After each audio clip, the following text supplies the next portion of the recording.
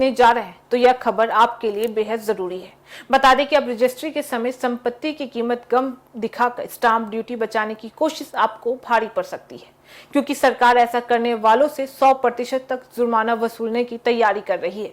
आखिर नया नियम क्या है और इसका असर किस पर पड़ेगा, आइए जानते हैं पूरी खबर।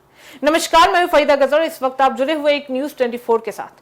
देखिए, बिहार सरकार जमीन और फ्लैट की रजिस्ट्री प्रक्रिया को और भी अधिक पारदर्शिता बनाने की दिशा में एक बड़ा कदम उठाने जा रही है। बता दें कि राज्य सरकार ने भारतीय स्टाम्प बिहार संशोधन विधेयक 2026 लाने का फैसला कर लिया है।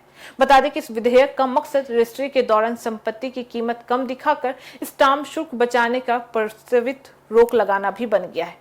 अब तक कई मामलों में देखा गया है कि जमीन या फ्लैट की वास्तविक बाजार कीमत अधिक होने के बावजूद रजिस्ट्री में कम मूल्य दर्ज भी कराया जाता है, जिससे स्टाम्प ड्यूटी कम भी देनी पड़ती थी। और वहीं बता दें कि सरकार को राजस्व का नुकसान भी झेलना पड़ता था। लेकिन नए प्रस्तावित नियम के लागू होने के बाद से ऐसा करना काफी महंगा साबित हो सकता है। नए प्रावधान के अनुसार यदि कोई भी व्यक्ति जानबूझकर संपत्ति का मूल्य कम दिखाकर रजिस्ट्री कराता है और जांच में यह साबित हो जाता है कि बाजार कीमत छिपाई गई है, तो पहले उसका बकाया स्टाम्प शुल्क वसूला भी जाएगा। इसके अलावा बता दें कि जितनी राशि की स्टाम्प ड्यूटी कम जमा की गई है, उतनी ही राशि 100% तक जुर्माना भी देना पड़ जाएगा। यानी अगर किसी ने भी 50,000 रुपए की स्टाम्प ड्यूटी बचाने की कोशिश की है तो उसे वह 50,000 रुपए देने के साथ साथ 50,000 रुपए अतिरिक्त जुर्माना के रूप में भी चुकाने पड़ सकते हैं। बता दें कि सरकार ने केवल खरीदार और विक्रेता के लिए ही नहीं, बल्कि रजिस्ट्री प्रक्रिया से जुड़े अधिकारियों की जिम्मेदारियां भी तय कर दी है। अगर यदि किसी भी निबंधन अधिकारी की लापरवाही या मिलीभगत के कारण कम मूल्य पर रजिस्ट्री होती है तो उसके खिलाफ भी विभागीय कार्रवाई भी की जाएगी। इतना ही नहीं, बता दें कि सरकार का मानना भी है कि इससे भ्रष्टाचार पर रोक लगेगी और पूरी प्रक्रिया अधिक जवाबदेही भी बन जाएगी। विधेयक के अनुसार अगर निबंधन पद अधिकारी को रजिस्ट्री के दौरान यह संदेह होता है कि संपत्ति का क्षेत्रफल, बागीकरण, निर्माण और बाजार मूल्य सही नहीं दर्शाया गया है, तो वह रजिस्ट्री को सीधे ही मंजूरी नहीं देगा और ऐसे मामलों को जांच के लिए सहायता यानी कलेक्टर या सहायक निबंधन महानिरीक्षक के पास भी भेजा जाएगा। जांच के बाद ही सही बाजार मूल्य तय भी किया जाएगा, उसी आधार पर आगे की कार्रवाई भी की जाएगी।